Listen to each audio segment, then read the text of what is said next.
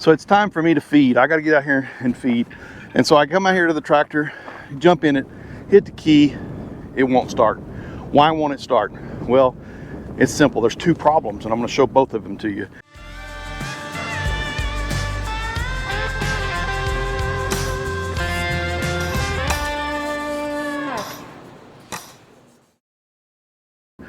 For just a few pennies, this can be avoided.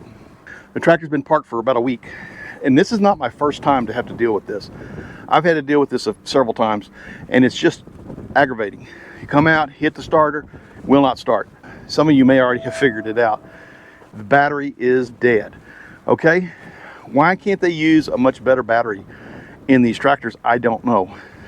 So some of the things that aggravate me is when you come out here and you think that you're going to be able to just jump in your tractor or your car and you're going to be able to start it up to get a project done, and it doesn't work. And the reason it doesn't work isn't because there's something mechanically wrong with the vehicle, but it's because during a manufacturing process, they just use junk. They don't use good stuff. And I don't understand that. Now, I'm going to show you a couple problems here. One of the problems is just the battery itself. This battery is no good. It is literally just no good. It is junk, okay? I want to get that out of the way. This battery's 1.5 years old, came in the tractor, and the battery is no good. Second problem, and this is another issue. This is as tight as it can go, but yet, looky here. This is not something that I over tightened or anything like that. This came directly from the factory this way. It even says right on top of it that this is supposed to be for the negative terminal. This is our negative terminal. Why is it that I can pull that off without even trying? Now, what am I going to do to fix it?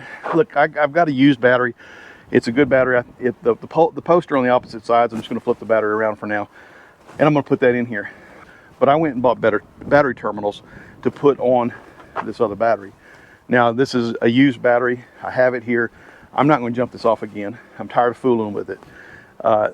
This, like I said, this could have been avoided if manufacturers would just take some time out and put better stuff in.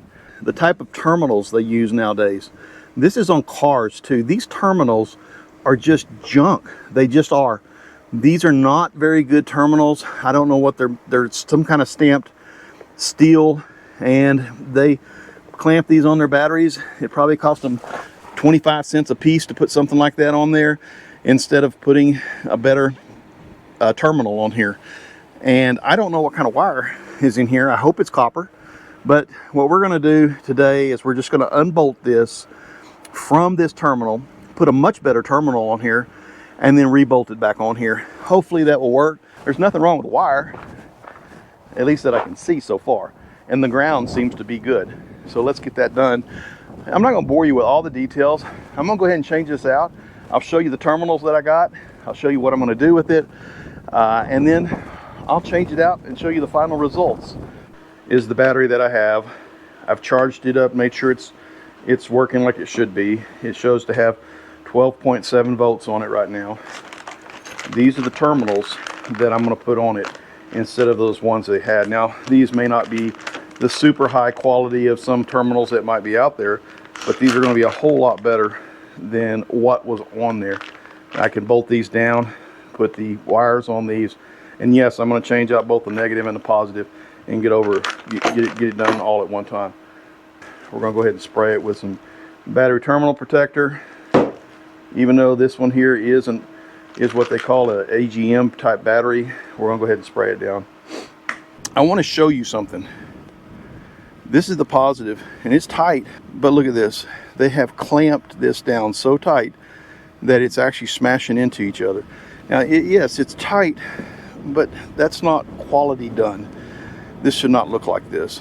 This battery's in here, but it's a little bit shorter. It's not much shorter.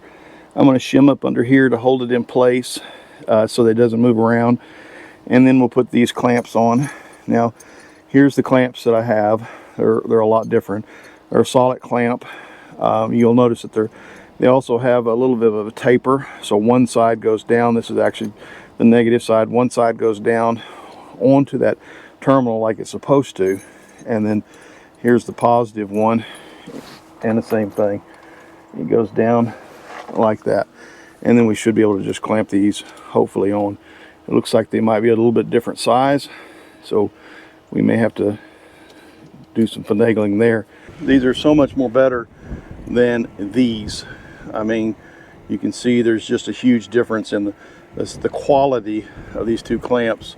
Now the only thing I'm not sure about is if I'm going to be able to use this bolt without drilling that cable out a little bit larger to make it fit. But either way, yeah, it looks like I'm going to have to. Either way, it's going to be a much better clamping system than this, whatever this is.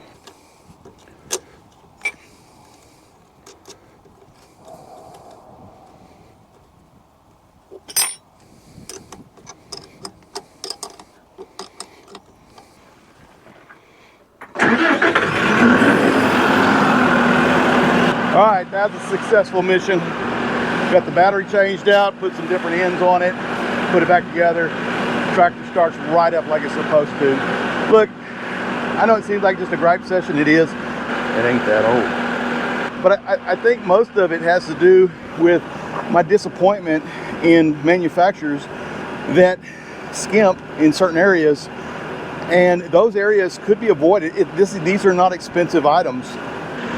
A battery and the connections, the cables, those should have some quality to them, and these did not. All right, that's done, that's running. I got hay to go put out. Until next time, thanks.